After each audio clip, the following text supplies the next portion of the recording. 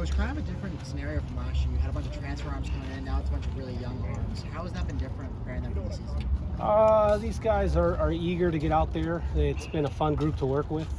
Last year's group was a fun group as well, but these guys have a little sense of pride in the program, like I mentioned earlier, and they've been waiting 3 years really since we stepped on campus here. And when I got the job in July of 2021, these were the guys we targeted. So they've been waiting 3 years to step on campus, and I think you feel the eagerness for them in the locker room. In their development, how do you balance sort of the need for them to contribute right away versus having some patience that they're going to go through some growing pains? I think it's a mature group, so they know they're going to have to come out and contribute right away. Now, I think we have a lot more of them this year. We have some good arms, overall arm talent. So we do have some experienced guys that are behind them in case, it's going to be up and down. They're going to struggle. They're going to have some struggles, especially early. But I'm hoping that if we give them enough experience as we get into the meat of the season, they're no longer freshmen. By the time conference comes around, they're no longer freshmen. They'll be experienced guys, almost like sophomores. So I'm hoping if we're able to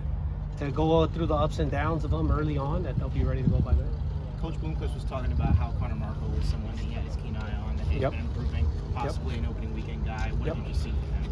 Markl, as if it started tomorrow, he would be our Saturday guy, and he's done a really good job of being mature and making sure he's helped the other guys along the way. I told Connor, I said, it doesn't, I hate to say this, but it doesn't matter how good you really pitch, you're going to go Saturdays. I need you to be the calming guy depending on what happens Friday and kind of the swing of that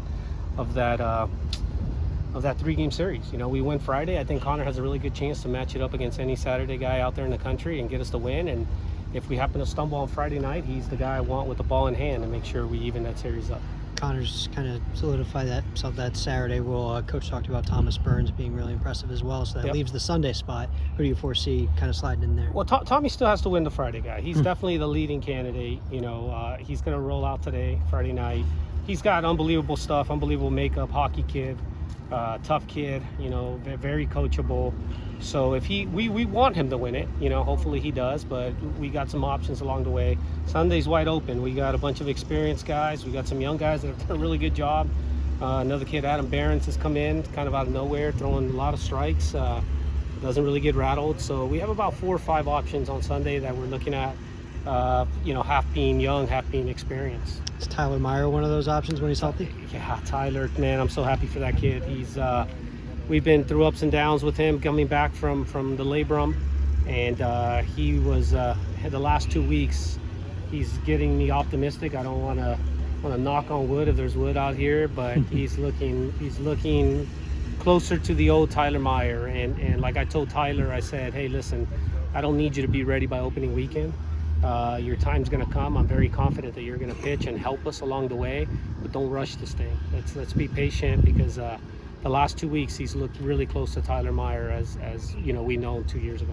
Considering how young the staff is, what leadership roles are you expecting guys like Matt and Jonah, who have been here for a while? What leadership roles are you expecting for them to have this in the staff? They know the expectations. I talked to those guys early. I talked to Jonah. I talked to Matt Teeding. I talked to Tyler Meyer. I said, hey, whether you pitch, this was early in the fall, whether you pitch or not, you need to help these guys grow and talk about your experience. And they've been unbelievable. Unbelievable.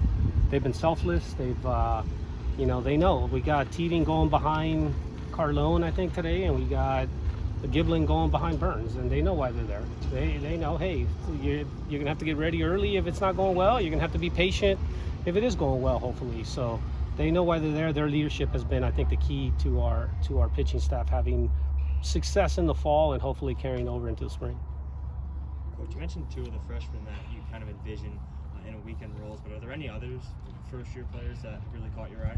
I mean, Cole Carlone, obviously, he's going to line it up with Burns this Friday, in hopes that one of those guys kind of take that role. And, Cole proved during the fall that he likes closing. I don't know if you guys saw both games that we closed out against USD and GCU fall games. He proved that he could attack the strike zone, and for 2 innings, 1 to 2 innings at a time, he could be really electric. I mean, he was, lack of better terms, he was really, he was overwhelming the other hitters. So we're hoping that if he does not win that Friday spot, he goes into a closing type of role, and he could handle that as a freshman. Braden Barnes, Adam Behrens, God, I'm going to miss some of these guys. They're going to be pissed. But we got so many young guys. Josh Butler, We got so many young guys that have done a really good job of competing against each other. And the coolest part is we had some alumni here early in the fall, and they say when they go in those bullpens, there's a different feel to those guys, which is awesome that other people are feeling it, not just our coaching staff. So they seem to get along in a competitive way. So, you know, today is a start of showing a lot. They're going to show us a lot, and a lot of roles are going to be won within the next 3 weeks. Are there any roles that you necessarily, or like any similarities you think out of all the young guys that you think are going to make the identity really of this staff that I don't think that we probably didn't see from last year's staff? I think all of them. I think, you know, here's one guy I forgot about was Wyatt Halbertson. You know, we talk about him all the time. He's a guy who we took a chance at the end of the year, and his first outing, he was 92, 94, and he's, you know, got the history. Dad played here, played with Willie in Omaha, and he cares about this program, and he gets after it. He was the first guy to finish our Omaha Challenge, which is our conditioning challenge when we get back. And you see a freshman doing that, you know, coming back. He kind of shows you what the makeup of the staff is like. I mean, he cares. That's to give a you-know-what meter is high for those guys. So I think that's a very important thing. And nothing against, again, I said nothing against our guys last year. I still talk to those guys all the time. They come out here, they throw bullpens. I love those guys. We had to kind of pace and glue with some good arms, but this is a culture building, not just hey, we're going to bring in this arm to try to help us put something together. Between your experience past seasons, not just here but other programs, have you had a Friday freshman starter before? Friday freshman starter, no, not as I'm thinking back at it. No, I did have a Sunday All-American at FIU that went 11-1 and ended up starting the first game of our Miami regional against East Carolina. Won that game 1-0, and the second year we had a freshman Saturday guy. So if I just thinking back, I did actually. Arizona local kid, Logan Boyer, started for us at San Diego State out of Hamilton, converted catcher. He started as a freshman on Friday night, so he'll be here opening day. He comes every opening day to give me crap. So what's your approach to potentially having Thomas take over that role? Is there nerves on your end in sort of having that inexperience in that sort of premium spot? No, because if he wins a spot, it's because he would have earned it. And you know, I think Thomas is really mature, and I mentioned the hockey background. He's tough.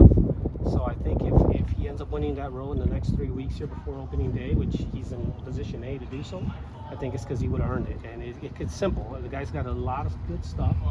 He is, I wouldn't say he's not erratic. He's not like a wild guy, but he needs to be more refined with his pitches. He needs to understand college baseball. The strike zone shrinks on you a little bit, especially nowadays with all the umpires being judged by TrackMan. Like you got to put it over the plate. You know, it's a different game nowadays. So I think if he wins the spot, it's because he's ready. Okay, now obviously opening weekend, there's always some nerves that happen with all of us. As we're walking up there, you know, coaches, players included. Once that first pitch goes to work, I mean, it's just all about competing from there. Between how many guys you have available, if one hits a rough patch during the season, are you going to be quick to hook? I wouldn't say be quick to hook, but we want our guys to experience success.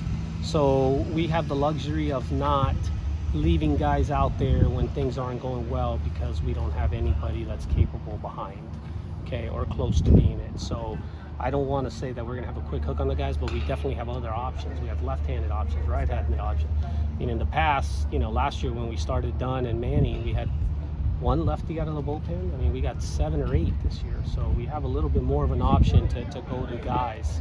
So I just want to make sure that early on that, A, I'm always going to monitor their pitch count early. That's just what we do. And B, you know, we're going to make sure they have early success and more success than failures. So there'll be guys ready to go. And that's where Jonah and Maddie play a huge role. I mean, those guys have been through it and they know what they're doing. They're not scared of the moment, and they're embracing the situation. You talked about the role that Cole might have as a pitcher, but with him being a two-way, now going to Brandon Compton, who's also a two-way, what kind of pitching role do you foresee him having? So Cole is probably more ready to help us on the mound year one, where Brandon is kind of the opposite. Brandon is more ready to help us with the bat right now, and the pitching has to come along. Now Brandon, I mean, he's gonna pitch eventually in this program. You see him throw bullpen. His first pitch is 95, 96 from the left side, but he's got a lot of refinement to do. So Carlone is closer to help us on the mound this year, and he's going to be a two-way star for us moving forward. he'll get his at-bats this year, I'm sure. Coach will do a good job of that, but I think it's just the complete opposite. Carlone on the mound early, Compton as a hitter early, and then kind of see how they're able to handle the two-way deal moving forward.